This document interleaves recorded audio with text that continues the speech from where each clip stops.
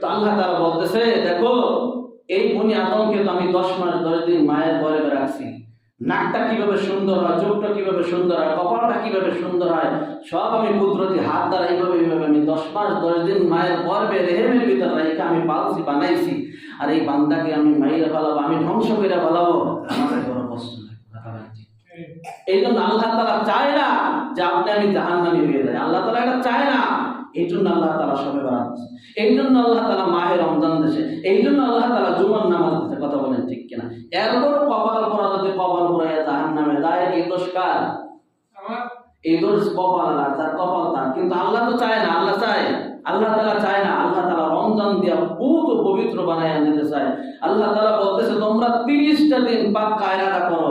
31 লাগবে না, আর 32 হবেও না। দরকার হয় আমি 29 দিন শেষ করে দেবো। কথা বলেন ঠিক কিনা?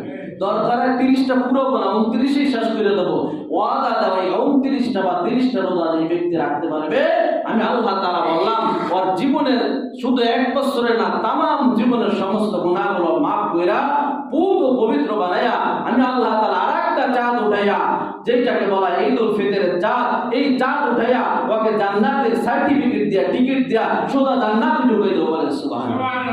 এই জন্য